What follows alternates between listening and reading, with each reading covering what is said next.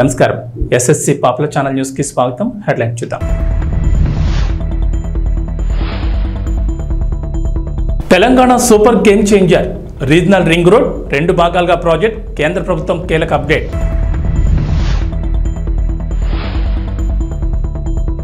దళిత బంధు scheme నిధులు, deputy CM Bhatti కీలక ఆదేశాలు, నిధులు పక్కదారి పడితే ఊరుకోమని హెచ్చరిక.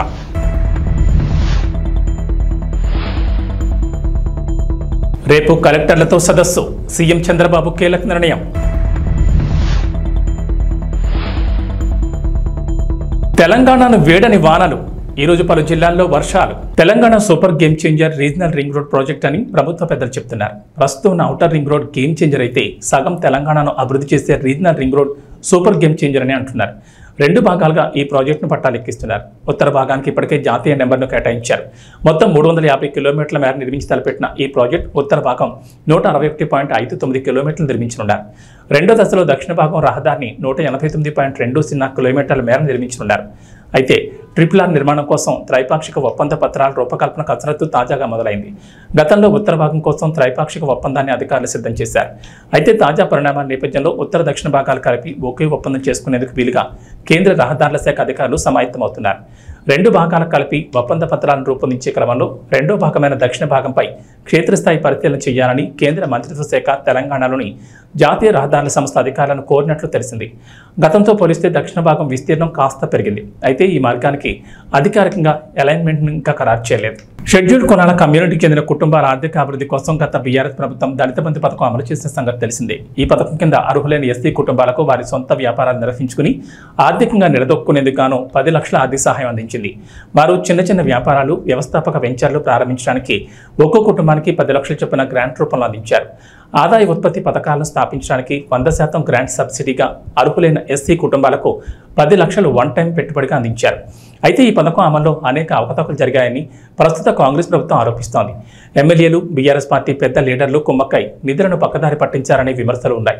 ఈ నేపథ్యంలో డిప్యూటీ సీఎం భట్టి విక్రమార్క కీలక ఆదేశాలు జారీ చేశారు. దళిత బంధు పథకం నిధులు దారి మళ్లితే ఊరుకునేది లేదని స్పష్టం చేశారు. ఖమ్మం జిల్లా చింతకాని మండల కేంద్రంలో దళిత బంధు అమలుపై అధికారులతో ఆయన సమీక్ష నిర్వహించారు. వారం రోజులుగా దారి మళ్లిన నిధులను తిరిగి లబ్ధిదారులకు అప్పగించాలని అధికారులకు కీలక ఆదేశాలు జారీ చేశారు. రైతు భరోసా గత ప్రభుత్వం అమలు చేసిన రైతు బంధు పథకం కింద 5 సంవత్సరాల్లో 80,440 కోట్ల రూపాయలు ఖర్చు చేసింది. దీనిలో అధిక శాతం లబ్ధి అనర్హులకి, సాగులో లేని భూమి యజమానులకి, రియల్ ఎస్టేట్ వ్యాపారులకి అందటం వల్ల నిధులు భారీగా దుర్వినియోగం అయ్యాయి. గత ప్రభుత్వం చేసిన ఈ నిర్వాహకం వల్ల ప్రభుత్వ సొమ్ము నిరుపయోగమైంది. గత ప్రభుత్వం వారు రూపొందించుకున్న నియమ నిబంధనలను వారే తుంగలో తొక్కారు. ఇది చాలా శోచనీయం మరియు క్షమించరాని నేరం. మా ప్రభుత్వం అర్హులైన రైతులకు మాత్రమే లబ్ధి చేకూరేలాగా రైతు బంధు పథకం స్థానే రైతు భరోసాను తీసుకొచ్చింది. ఈ పథకం ద్వారా అర్హులైన రైతులకు ఏటా ఎకరానికి 15,000 రూపాయలు చెల్లించాలన్నది మా ప్రభుత్వ సంకల్పం. దీని అమలుకు విధి విధానాలు చర్చించి నిర్ణయించడానికి ఒక కేబినెట్ సబ్ కమిటీ ఏర్పాటు చేశాం. ఈ కమిటీ పలు జిల్లాల్లో పర్యటించి ఆ ప్రాంత రైతుల్ని, వ్యవసాయ రంగ నిపుణుల్ని, మేధావుల్ని సంప్రదించి వారి అభిప్రాయాలను సేకరించింది. ప్రజాభిప్రాయాలన్నింటినీ క్రోడీకరించి వాటిని గౌరవ సభలో ఉంచి చర్చించి గౌరవ శాసనసభ్యులు అందరి అభిప్రాయాన్ని తీసుకొని అమలు చేయాల్సిన విధి విధానాలపై తగిన నిర్ణయం తీసుకుంటాం. ప్రభుత్వ విధానాలు పారదర్శకంగా ప్రజల భాగస్వామ్యంతో ఖరారు చేయాలి. అంతేకాని 4 గోడల గడిల మధ్యన కాదు అని మా పనితీరుకు రైతు భరోసా విధానం ఒక ఉదాహరణ. రాష్ట్రంలో కూటమి ప్రభుత్వం ఏర్పడిన తర్వాత తొలిసారి కలెక్టర్ల సదస్సును ఆగస్టు 5 నిర్వహిస్తున్నారు. అమరావతిలోని సచివాలయంలో జరిగే ఈ సమావేశాన్ని తొలుత 2 రోజుల పాటు నిర్వహించాలని భావించారు. తాజాగా దీన్ని ఒక్క రోజుకే పరిమితం చేసింది టీడీపీ కూటమి సర్కార్. ఇందుకు సంబంధించిన ఎజెండాను కూడా ఖరారు చేసింది. సోమవారం ఉదయం తొలుత వివిధ శాఖలపై సమీక్ష చేపడతారు. సాయంత్రం కలెక్టర్లు, జిల్లా ఎస్పీలతో శాంతి భద్రతలపై సమీక్ష నిర్వహించి సమావేశాన్ని ముగించనున్నారు. పాలనాపరమైన అంశాలు, విధాన నిర్ణయాలు, సంక్షేమ పథకాల అమలు, ఇసుక, వ్యవసాయం తదితర విభాగాల్లో నెలకొన్న సమస్యలపై ప్రభుత్వానికి స్పష్టత ఉండడంతో కలెక్టర్ల సమావేశంలో తొలుత ప్రాథమిక రంగాలపైనే చర్చించనున్నారు. మొదట వ్యవసాయం, అనుబంధ రంగాలు, అటవీ సంపద, గనులపై చర్చ జరిగేలా ఎజెండా రూపొందించారు. ఆయా అంశాలపై సంబంధిత శాఖల కార్యదర్శులు పవర్ పాయింట్ ప్రజెంటేషన్లు ఇస్తారు. తమ ప్రాధాన్యాలు, లక్ష్యాలను కలెక్టర్లకు వారు వివరించనున్నారు. మధ్యాహ్న విరామం తర్వాత బడుగు బలహీన వర్గాల సంక్షేమంపై చర్చించనున్నారు. అనంతరం వైద్య ఆరోగ్య శాఖ, సీజనల్ పరిస్థితులు, తీసుకోవాల్సిన జాగ్రత్తలు, విద్యారంగం, మున్సిపల్, సిఆర్డీఏ, పంచాయతీరాజ్, గ్రామీణాభివృద్ధి, గృహ నిర్మాణం, జలవనరులు, పౌర సరఫరాలు, పరిశ్రమలపై ప్రత్యేకంగా చర్చ.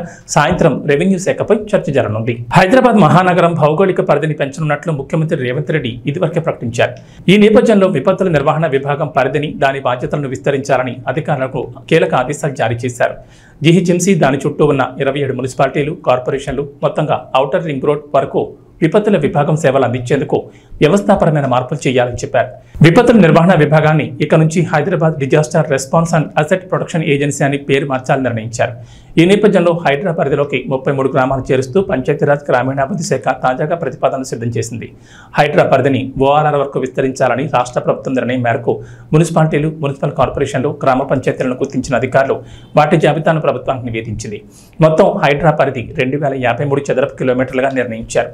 అందులో 33 గ్రామ పంచాయతీలు, విస్తీర్ణం 386.28 చదరపు కిలోమీటర్లుగా అధికారులు గుర్తించారు. ఈ గ్రామాల్లో 172,836 మంది నివసిస్తున్నట్లు నివేదికలు వెల్లడించారు. రైతు బజార్లను పటిష్టం చేయాలన్న ఆంధ్రప్రదేశ్ ముఖ్యమంత్రి చంద్రబాబు నాయుడు ఆదేశాలకు అనుగుణంగా అధికారులు చర్యలు చేపట్టారు. త్వరలోనే రాష్ట్ర వ్యాప్తంగా మొత్తం 100 మొబైల్ రైతు బజార్లను ఏర్పాటు చేయనున్నారు. వీటిని రాష్ట్రంలోని ప్రధాన నగరాల్లో ప్రారంభిస్తున్నట్లు ఏపీ రైతు బజార్ల సీఈఓ శేఖర్ బాబు శనివారం వెల్లడించారు. విశాఖపట్నం, రాజమండ్రి, విజయవాడ, తిరుపతి, కర్నూలు వంటి నగరాల్లో అపార్ట్మెంట్లు, గేటెడ్ కమ్యూనిటీ, శివారు కాలనీలో ఉండే ప్రజలకు ఈ రైతు బజార్ సేవలను అందుబాటులో తీసుకెళ్లాలని ప్రతిపాదించారు. ప్రస్తుతం మొబైల్ రైతు బజార్లు గుంటూరు, విజయవాడలో కేవలం 16 మాత్రమే ఉన్నాయి. మరో 100 మొబైల్ రైతు బజార్లను ప్రారంభిస్తామని ఆయన చెప్పారు. మరోవైపు రాష్ట్ర వ్యాప్తంగా ప్రస్తుతం 111 రైతు బజార్లు ఉండగా సాలూరు, అనపర్తి, అంగర, రాయవరం, బాపట్ల, వేంపల్లి, ప్రొద్దుటూరు, పత్తికొండ, ఆళ్లగడ్డ, పెలుగోడు, ఆత్మకూరు, మదనపల్లిలో కొత్తగా ప్రారంభం కానున్నాయి. వీటి నిర్మాణం పూర్తయిందని, త్వరలో ప్రారంభించనున్నామని శేఖర్ బాబు తెలిపారు. అలాగే ప్రతి మున్సిపల్ కేంద్రంలో రైతు బజార్ ఏర్పాటుకు ప్రతిపాదన ఉందని చెప్పారు. కానీ ప్రస్తుతం 98 మున్సిపాలిటీల్లోని 74 చోట్లే రైతు బజార్లు ఉన్నాయని వివరించారు. స్వాతంత్ర దినోత్సవం సందర్భంగా ఏపీ ప్రజలకు ప్రభుత్వం 3 శుభవార్తలు చెప్పనున్నట్లు తెలుస్తోంది. ఎన్నికల ప్రచారంలో భాగంగా సూపర్ 6 పేరిట 6 హామీలు ఇచ్చిన టీడీపీ కూటమి అధికారంలోకి వచ్చిన తర్వాత వాటి అమలుపై ఫోకస్ పెట్టింది. ఈ క్రమంలోనే ఆగస్టు 15 నుంచి 3 పథకాలను ఏపీ ప్రభుత్వం అమలు చేయనున్నట్లు ప్రచారం జరుగుతోంది. మహిళలకు ఉచిత బస్సు ప్రయాణం, తల్లికి వందనం పథకం, అన్నా క్యాంటీన్లను ఆగస్టు 15 నుంచి ప్రారంభించనున్నట్లు తెలుస్తోంది. అయితే అన్నా క్యాంటీన్ల ఏర్పాటుపై ఇప్పటికే స్పష్టత ఉంది. ఆగస్టు 15 నుంచి 100 అన్నా క్యాంటీన్లు ప్రారంభిస్తామని ఏపీ ప్రభుత్వం ఇప్పటికే ప్రకటించింది. ఈ క్రమంలోనే ఏర్పాట్లు కూడా జరుగుతున్నాయి. ఇక వీటితో పాటుగా తల్లికి వందనం, ఆర్టీసీ బస్సుల్లో మహిళలకు ఉచిత ప్రయాణం హామీలను కూడా అమలు చేస్తారంటూ వార్తలు వస్తున్నాయి. గత కొన్ని రోజులుగా వివిధ శాఖలపై వరుసగా సమీక్షలు జరుపుతున్న ఏపీ సీఎం చంద్రబాబు నాయుడు ఈ పథకాల అమలుపైన దృష్టి పెట్టినట్టు తెలుస్తోంది. మహిళలకు ఉచిత బస్సు ప్రయాణం హామీ అమలుపై ఇప్పటికే ఎంత ఖర్చు అవుతుందని దానిపై అధికారులు లెక్కలు తయారు చేశారు. ప్రతి నెల 250 కోట్ల వరకు భారం పడొచ్చని అంచనాకొచ్చారు. ఇక పథకం అమలు చేసేందుకు పొరుగున ఉన్న కర్ణాటక, తెలంగాణ రాష్ట్రాల్లో అమలవుతున్న విధానాలను ప్రభుత్వం పరిశీలించనుంది. కాళహస్తిలోని ప్రభుత్వ ఆదేశాల మేరకు తల్లిపాల వారోత్సవాలను శ్రీకాళహస్తిలోని ఏరియా ఆసుపత్రి సూపరింటెండెంట్ విజయలక్ష్మి ఆధ్వర్యంలో ఏరియా ఆసుపత్రి నందు ఆసుపత్రి డాక్టర్లు తల్లిపాల యొక్క ప్రాముఖ్యతను, తల్లిపాలు బిడ్డకు రోగనిరోధక శక్తిని ఏ విధంగా కలిగిస్తుందో తెలియజేస్తూ గర్భిణులకు మరియు బాలింతలకు అవగాహన కార్యక్రమం నిర్వహించారు. ఈ కార్యక్రమంలో రోటరీ క్లబ్ ప్రెసిడెంట్ శైలజ మరియు సభ్యులు పాల్గొని గర్భిణులకు మరియు బాలింతలకు బ్రెడ్లు, పండ్లు, పాలు, చిన్నారులకు బట్టలు పంపిణీ చేశారు. రోటరీ క్లబ్ సభ్యులు మాట్లాడుతూ రోటరీ క్లబ్ సేవా కార్యక్రమాల్లో భాగంగా ప్రభుత్వం నిర్వహిస్తున్న తల్లిపాల వారోత్సవాలు పురస్కరించుకుని శ్రీకాళహస్తిలోని ప్రభుత్వ ఆసుపత్రి నందు గర్భిణులకు మరియు బాలింతలకు తమ వంతు సహాయంగా పాలు, పండ్లు, బ్రెడ్లు, చిన్నారులకు బట్టలు పంపిణీ చేశామని, తల్లిపాల యొక్క ఆవశ్యకత, తల్లిపాలు బిడ్డకు పట్టిస్తే ఎటువంటి లాభాలు చేకూరుతాయో తల్లులకు అవగాహన కల్పించామని తెలిపారు.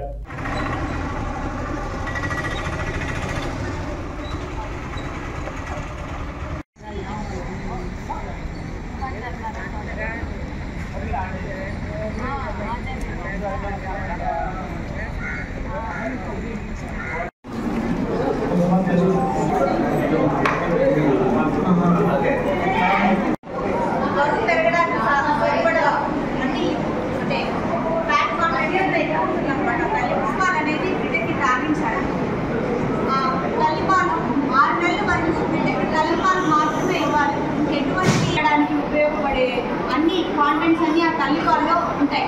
సో 6 నెలల వరకు ఈ నాటు వైద్యం అంటాం కదా, కారము, వస, రేప్ వాటర్ ఇలాంటి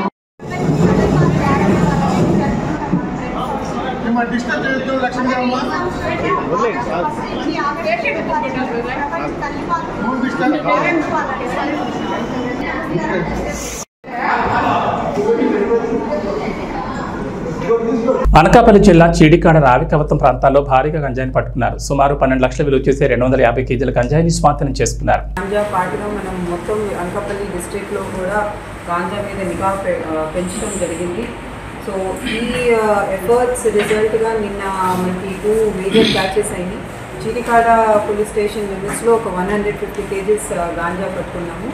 అట్లాగే రావికంతం పోలీస్ స్టేషన్ లిమిట్స్లో 96 కేజీస్ గాంజా ట్రాన్స్పోర్ట్ చేస్తూ పట్టుకుంటం జరిగింది. చీడికాడలో పట్టుకున్న కేసులో 4 అక్యూజ్ని ఆల్రెడీ అరెస్ట్ చేశాము. ఇంకా 2 అబ్స్కాండింగ్ అక్యూజ్ పేర్లు కూడా ఉన్నాయి, వాళ్ళని కూడా తొందరలోనే అరెస్ట్ చేస్తాం. అట్లాగే రావికంఠం కేసులో కూడా అక్యూజ్ని అరెస్ట్ చేస్తాం జరిగింది. దాంట్లో కూడా లింకేజెస్ మనం ఎస్టాబ్లిష్ చేశాము. ఈ చీడికాడ కేసులో అక్యూజ్ అందరూ కూడా ఏఎస్ఆర్ డిస్ట్రిక్ట్కి సంబంధించిన వాళ్ళు, 3 పాడేరు మండలం నుంచి ఉన్నారు, ఒకళ్ళేమో హుకుంపేట మండలం వాళ్ళు. ఇక్కడ రావికంఠంలో కట్టిన కేసులో కృష్ణా డిస్ట్రిక్ట్కి సంబంధించిన అక్యూజ్ని అరెస్ట్ చేయడం జరిగింది. మన డిస్ట్రిక్ట్లో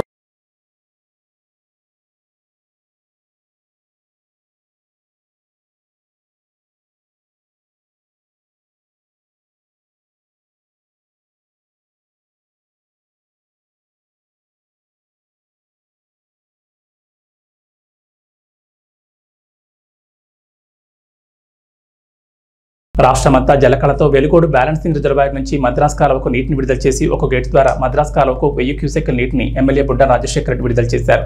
నంద్యాల, పెలుగోడు, బండి ఆత్మకూరు, సిరివెల్ల, ఆళ్లగడ్డ తదితర మండల ప్రాంతాలకు సాగు, త్రాగునీరు అందే అవకాశం ఉంది. నీటి విడుదలతో రైతులు హర్షం వ్యక్తం చేస్తున్నారు.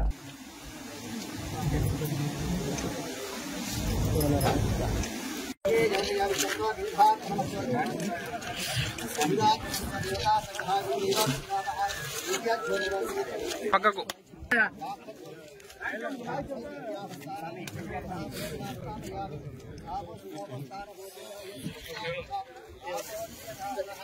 పక్కకు రా అన్నీ సార్లే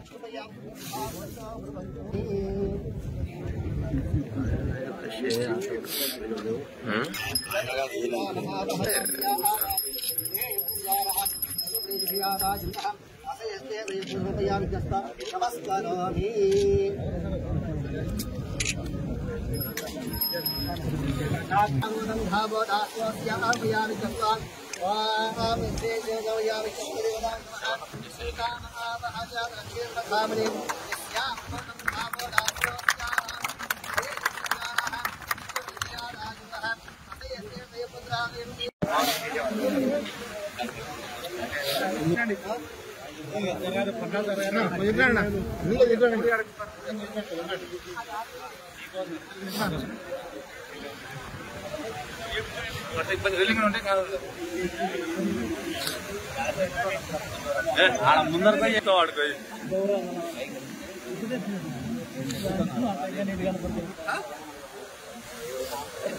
పవన్ ఫోన్ చెప్పా మన చెప్తా పొమ్మని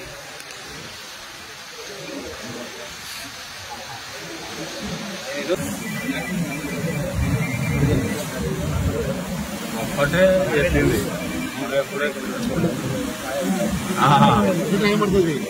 అదేలే మా ప్రభుత్వం హయాంలో వాలంటీర్ వ్యవస్థ ఉందని మాజీ ఎంపీ మార్కాని భారత్ అన్నారు. వరదలు వంటి విపత్తులు వచ్చినప్పుడు వాడు చకచక తమ పరిధిలో ఉన్న కుటుంబాలను శిబిరాలకు చేర్చడంలోనూ సహాయక చర్యలు అందించడంలోనూ ముందుండేవారని చంద్రబాబు వాలంటీర్లను కొనసాగిస్తానని, వారి జీతం 10,000 పెంచుతానని హామీ ఇచ్చి ఇప్పుడు వాలంటీర్లను పూర్తిగా పక్కన పెట్టేశారని అన్నారు. మరి గతంలో వాలంటీర్ సిస్టమ్ ఉండేది. మరి ఆ వాలంటీర్ సిస్టమ్ ఉన్నప్పుడు చకచక చురుగ్గా పిల్లలు పనిచేసేవారు. మరి ఇలాంటి మరి ఘటనలు జరిగినప్పుడు ఇమ్మీడియట్గా రెస్పాండ్ అయ్యేవారు. రెస్పాండ్ అయ్యి ఎక్కడికక్కడ మొత్తము వాళ్ళకి అందరికీ కూడా, బాధితులకి అందరికీ కూడా వీళ్లే వాలంటీర్ సిస్టమ్ అంతా గొప్పగా పనిచేసిన సందర్భం. మరి ఈ చంద్రబాబు నాయుడు గారు వచ్చిన తర్వాత వాలంటీర్లకి 10,000 రూపాయలు మరి వాళ్ళకి స్టైఫండ్ కానీ లేకపోతే ఇస్తానని చెప్పి మరి వాళ్ళని ఏ రకంగా తీసేసిన సందర్భాలు, వాలంటీర్ సిస్టమ్నే మొత్తం నిర్మూలన చేసిన సందర్భం. రాష్ట్ర వ్యాప్తంగా 4 లక్షల మంది పిల్లలు వాలంటీర్ పిల్లల్ని తీసేసిన సందర్భం. మరి ఇది ఎక్కడికి వెళ్ళిపోతా ఉన్నాము? మరి ఇదే చంద్రబాబు నాయుడు గారు నిరుద్యోగ భృతి 3000 ఇస్తా అన్నాడు.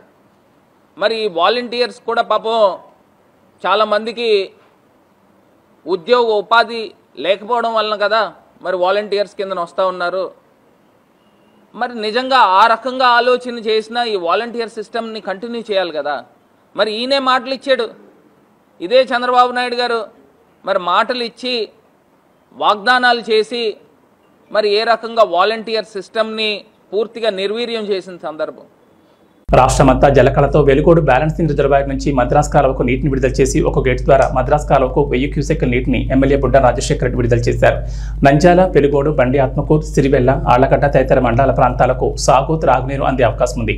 నీటి విడుదలతో రైతులు హర్షం వ్యక్తం చేస్తున్నారు.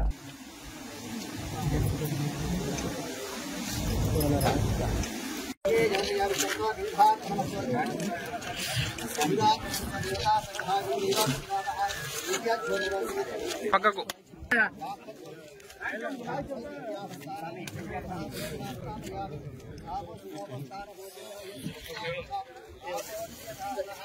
పక్కకు రా అన్ని సార్లే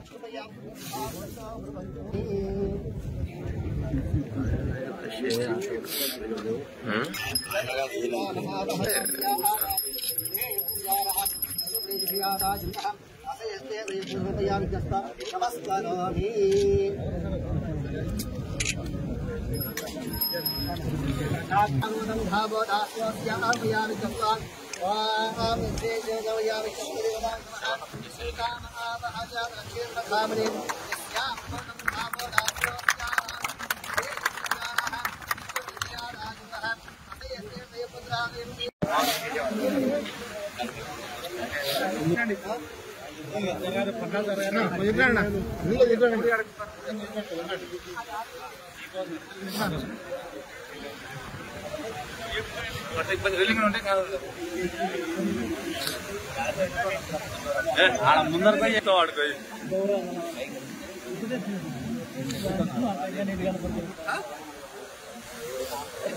పవన్ ఫోన్ చెప్పాను చెప్పా మన ప్రేమ చెప్తా పొమ్మని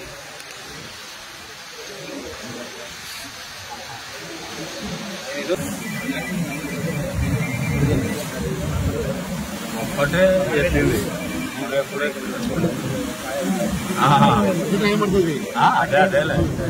టాలీవుడ్ లో ది బెస్ట్ డాన్సర్ ఎవరు అంటే రామ్ చరణ్, జూనియర్ ఎన్టీఆర్, అల్లు అర్జున్ అంటూ చాలా మంది ఆన్సర్ ఇస్తారు. కానీ గ్రేస్లో స్టైల్లో మాత్రం ఆల్ టైమ్ గ్రేటెస్ట్ ఎవరు అంటే మెగాస్టార్ చిరంజీవి అని చెప్పక తప్పదు. ఎందుకంటే చిరు అలా స్టెప్ వేస్తే ఫ్యాన్స్కి ఇలా పూనకాలు రాక తప్పదు. వేసే చిన్న చిన్న మూమెంట్స్లో కూడా అద్భుతమైన గ్రేస్ ఉన్న ఏకైక హీరో చిరంజీవి అనేది అందరికీ తెలిసిందే. కానీ ఇటీవల ఓ ఇంటర్వ్యూలో హీరోయిన్ కీర్తి సురేష్ ఇచ్చిన ఆన్సర్ ప్రేక్షకులను అవాక్కయ్యేలా చేసింది. మీ ఫేవరెట్ డాన్సర్ ఎవరు, చిరంజీవి లేదా తలపతి విజయ్ అని యాంకర్ అడిగిన ప్రశ్నకు విజయ్ అంటూ కీర్తి సురేష్ సమాధానమిచ్చింది. దీంతో మెగా ఫ్యాన్స్ సహా తెలుగు ఆడియన్స్ కీర్తి సురేష్ను ఓ రేంజ్లో ట్రోల్ చేశారు. ఇక తాజాగా విజయ్ ది గోట్ సినిమాలో స్పార్క్ సాంగ్ను రిలీజ్ చేయగా ఇందులో తలపతి స్టెప్పులు చూసి మెగా ఫ్యాన్స్ తెగ నవ్వుకుంటున్నారు. ఈ పాట రిలీజ్ అయ్యాక కీర్తి సురేష్ విజయ్ని కలిపి తెగ ట్రోల్ చేస్తున్నారు. నిజానికి విజయ్ మంచి డాన్సరే, కానీ చిరంజీవి కంటే మంచి డాన్సర్ అన్నది మాత్రమే ఇక్కడ సమస్య. ఎందుకంటే తలపతి స్టెప్పులను తమిళ తంబేలు తెగ ఎంజాయ్ చేస్తారు, అది వేరే విషయం, వాళ్ళ ఇష్టం. కానీ కీర్తి సురేష్ తెలుగులో కూడా క్రేజులు నటి కావడంతో ఆమె చెప్పిన ఆన్సర్ మన వాళ్ళకి అస్సలు నచ్చలేదు. ఇక గోడ్ సినిమాలో స్పార్క్ పాటకి విజయ్ వేసిన డాన్స్ ఆయన ఫ్యాన్స్కే చాలా మందికి నచ్చలేదు. కావాలని విజయ్ని ట్రోల్ చేయడానికి ఇలాంటి స్టెప్పులు కంపోజ్ చేశారేమో అంటూ మెగా ఫ్యాన్స్ సెటైర్లు వేస్తున్నారు. వీటిని డిఫెండ్ చేసుకోవడానికి కూడా విజయ్ అభిమానులకు కుదరడం లేదు. ఎందుకంటే తాజా సాంగ్లో విజయ్ స్టెప్పులు అలా ఉన్నాయంటూ మెగా ఫ్యాన్స్ అంటున్నారు. తెలంగాణలో నేడు కూడా వర్షాలు కురిసే ఛాన్స్ ఉందని హైదరాబాద్ వాతావరణ కేంద్రం అధికారులు వెల్లడించారు. అల్పపీడన ప్రభావంతో రాష్ట్రంలోని పలు జిల్లాల్లో నేడు వర్షాలు కురుస్తాయన్నారు. దక్షిణాది రాష్ట్రాల్లో రుతుపవనాలు చాలా యాక్టివ్గా ఉన్నాయని, తెలుగు రాష్ట్రాలపై కూడా ద్రోణి ప్రభావం ఉందన్నారు. గుజరాత్, కేరళ దగ్గర కూడా మరో ద్రోణి కొనసాగుతుందని చెప్పారు. వీటి ప్రభావంతో తెలంగాణతో పాటు ఆంధ్రప్రదేశ్లోనూ నేడు రేపు వర్షాలు కురుస్తాయని అన్నారు. ఇవాళ తెలుగు రాష్ట్రాల్లో మేఘాలు కమ్ముకుని ఉంటాయన్నారు. అయితే కొంచెం వేడి, బుక్కపోత కూడా ఉండే ఛాన్స్ ఉందన్నారు. సాయంత్రం 4 తర్వాత పశ్చిమ తెలంగాణలో జల్లులతో కూడిన వర్షం మొదలవుతుందని వెల్లడించారు. ప్రధానంగా సిరిసిల్ల, ఆదిలాబాద్, ఆసిఫాబాద్, నిర్మల్, నిజామాబాద్, జగిత్యాల, మంచిర్యాల, కొత్తగూడెం, కామారెడ్డి, సిద్దిపేట, మెదక్, భూపాలపల్లి, ములుగు జిల్లాలో ఓ మోస్తరు నుంచి భారీ వర్షాలకు ఛాన్స్ ఉందన్నారు. ఈ మేరకు ఆయా జిల్లాలకు అధికారులు ఎల్లో అలర్ట్ జారీ చేశారు. ఏబీ బులెటిన్ విశేషాలు. నమస్కారం.